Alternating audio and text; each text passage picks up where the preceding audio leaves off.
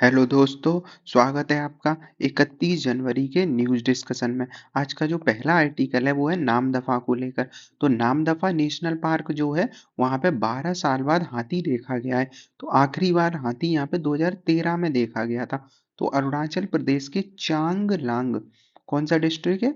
Changlang district है अरुणाचल प्रदेश का। वहाँ नामदफा नेशनल पार्क है और टाइगर रिजर्व भी है। यहाँ अभी कैमरे में एक हाथी को देखा गया है। तो इस वजह से ये एरिया चर्चा में चल रहा है। तो अरुणाचल प्रदेश का चांगलांग एरिया है जो दक्षिण पूर्व में म्यांमार से सीमा लगाता है, और कामलांग अभ्यारण्य जो है, कामलांग एक अभ्यारण्य है, उसके साथ भी सीमा लगाता है। तो मैपिंग में देखें अगर, तो ये अरुणाचल प्रदेश इस साइड है और अरुणाचल प्रदेश के ये बॉर्डर की तरफ है ये का जो कौन सा नामदफा नेशनल पार्क। तो अरुणाचल प्रदेश और म्यांमार, ये रहा म्यांमार ये वाला साइड, और ये है अरुणाचल प्रदेश का बॉर्डर। तो यहाँ पे बीच में है बॉर्डर के पास ये नेशनल पार्क। तो हमने देख लिया, तो दो चीजें हैं, एक तो म्यांमार के पास सीमा है नामदफा की, और दूसरा है कमलांग जो वन्यजीव अभ्यारण्य है वो भी सीमा लगाता है। यहाँ पे एक रिवर ही बहती है जिसका नाम है नामदफा। तो नामदफा रिवर बहती है, उसी के नाम पे इस रिजर्व का नाम पड़ा है नामदफा। अब चूंकि ये कहाँ पे है, उष्णकटिबंधीय क्षेत्र में पड़ जाता है, तो उष्णकटिबंधीय सदाबहार वन पाए जाएंगे क्योंकि इस एरिया में वर्षा होती है। प्लस यहाँ पे उष्णकटिबंधीय नम पर्णपाती वन भी पाए जाएंगे, शीतोष्ण और अल्पाइन, क्योंकि ये हिमालय वाले क्षेत्र में आ जाता है। तो इसकी लोकेशन देखी हमने कहा, बिल्कुल अरुणाचल प्रदेश के बॉर्डर की साइड देखेंगे तो ये। और ये ब्रह्मपुत्र नदी बह रही है, ब्रह्मपुत्र नदी के थोड़ा अलग है, दक्षिण में की तरफ देखेंगे तो ये ब्रह्मपुत्र नदी बह रही है। उसके बाद देखें नामदफा जैव विविधता, तो यहाँ पे ये एकमात्र भारत का रिजर्व है, इस वजह से और फेमस है, एकमात्र रिजर्व है जहाँ चारों बड़ी बिल्लियां पाई जाती हैं। चार बड़ी बिल्लियां का मतलब क्या है? टाइगर, तेंदुआ, और तेंदुआ धुंधला वाला एक तेंदुआ मतलब डार्क वाला, और हिम तेंदुआ, मतलब चार बिल्लियां पाई जाती हैं, एकमात्र कौन सा है? भारत का रिजर्व है। वनस्पति देखें तो यहाँ पे एक पेड़ पौधा पाया जाता है ऑर्किड का, जो कि लुप्त होने वाला है, दुर्लभ ब्लू बांडा एक पौधा है ऑर्किड का। तो ब्लू बांडा यहाँ पे एक पाया जाता है। और यहाँ पे जो जनजाति रहती है वो मिसमी जनजाति रहती है।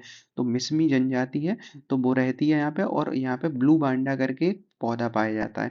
उसके बाद एक दूसरी न्यूज़ है कि भारत का जो तटीय क्षेत्र है वहाँ शैवाल प्रस्फुटन हुआ है, मतलब एल्गी ब्लूम का प्रस्फुटन हुआ है। तो शैवाल प्रस्फुटन की घटना से ये जूझ रहा एरिया, यहाँ फाइटोप्लैंक्टन में अचानक वृद्धि हुई है।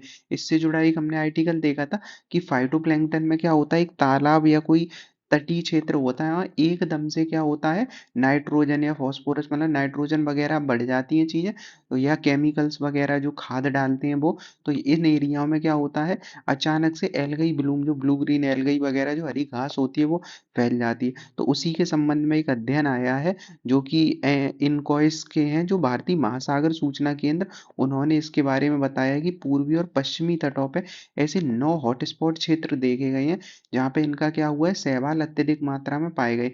तो पश्चिमी घाट में देखें तो गोवा, मंगलुरु, कोझिकोड, कोच्चि और बिजिंगम खाड़ी है, ये है। उसके बाद पूर्वी तट पे भी ये पाए गए हैं, मन्नार की घाटी, पाक की घाटी, मतलब श्रीलंका की साइड वाले।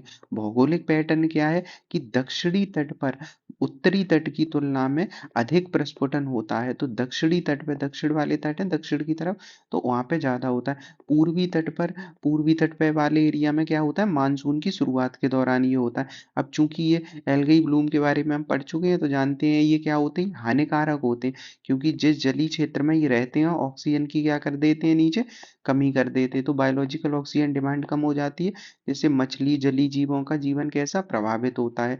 तो फाइटोप्लैंक्टन तेजी से वृद्धि करते हैं और रंग में परिवर्तन के लिए जाने जाते हैं। तापमान, प्रकाश, ये सारी चीजें क्या होती हैं, इनको प्रभावित करती हैं। अगला आर्टिकल है लॉइन टेल्ड मकैक को लेकर। तो शेर की पूंछ वाला ये बंदर होता है लॉइन टेल्ड मकैक। ये शरावती एरिया में पाया जाता है, क्योंकि यह शरावती नेशनल पार्क है, वहीं पे ये लॉइन टेल्ड मकाक का अभ्यारण्य है। तो अभी चर्चा में क्यों चल रहा है, तो कर्नाटक पावर कॉरपोरेशन है, वो यहाँ पे डेवलपमेंट कर रहा है, अपनी बड़ी योजना बना रहा है इस शरावती केंद्र में। तो यहाँ पे 16,000 पेड़ काटे जाएंगे। अब यहाँ पे स्थानीय लोगों ने क्या किया है, इसका विरोध किया है। क्यों? क्योंकि जो वन्यजीव बोर्ड है उसने कहा है को लॉयन टेल मकैक के जो शरावती क्षेत्र में है वहां पे क्या हुआ है, उसने मंजूरी तो दे दी है वन्यजीव बोर्ड ने, पर लोगों का कहना है इससे लॉयन टेल मकैक के अभ्यारण्य क्या हो जाएंगे, नष्ट हो जाएंगे। अब इनकी लोकेशन देखें तो ये रहा शिमोगा जिला, यहीं पे है ये लॉयन टेल मकैक की जगह। तो शिमोगा जिला जो कर्नाटक में है, यहीं पाए जाते हैं जो लॉयन टेल मकैक, और ये जो जगह है वो कौन सी है, शरावती। तो ये हमने देखा। अगला है तो शरावती पंप्ड स्टोरेज, ये परियोजना लग रही है ये वाली जंगलों के बीच में, तो इसकी मंजूरी दे दी गई है। पर पर्यावरणीय चिंताएं क्या है कि स्थानीय जो पारिस्थितिक तंत्र है वो इससे प्रभावित हो जाएगा। अब लॉयन टेल मकैक चूंकि इस एरिया में रहते हैं तो उनका देखते हैं, तो कर्नाटक के शिमोगा जिला है वहां पे ये पाए जाते हैं। शरावती नदी भी बहती है और शरावती वो एरिया है जहाँ पे ये पाए जाते हैं।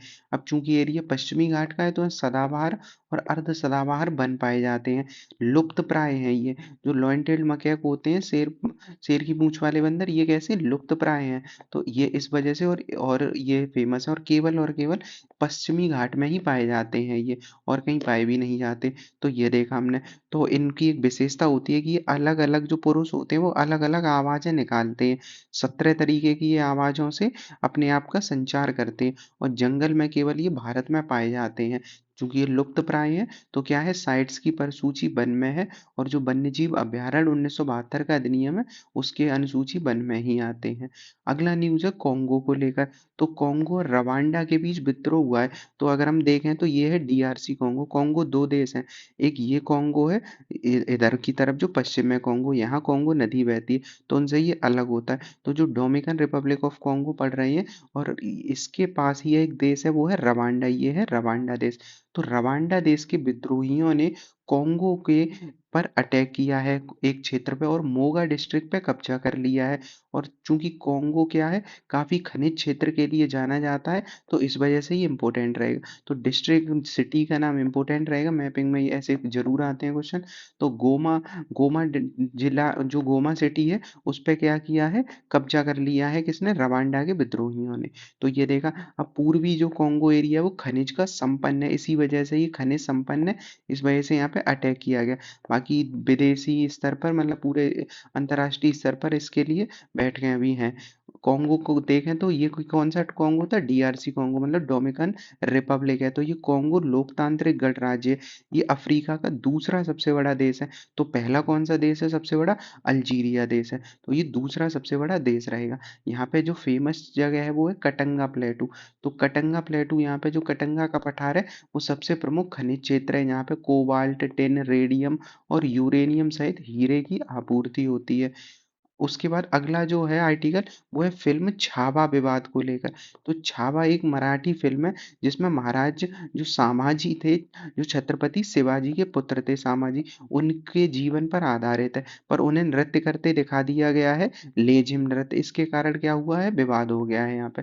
तो बात करते हैं लेजिम नृत्य की। महाराष्ट्र का लोक नृत्य है, और पारंपरिक रूप से ये जो गणेश चतुर्थी होता है उस पे ये किया जाता है। ये साथ में से नृत्य से ज्यादा क्या है, ये व्यायाम की तरह किया जाता है। अब ये जो इसमें एक डंडा सा होता है, ये इसमें क्या होता है, तार लगे होते हैं, जो डंडा है इनमें तार से लगे होते हैं, और इस यही जब चलाए जाते हैं तो ये बजते हैं। तो ये क्या होता है, खेल कूद जैसे संबंधित है, और ये क्या है, शारीरिक व्यायाम की तरह से लिया जाता है। तो कौन सा नृत्य है, लेजिम नृत्य।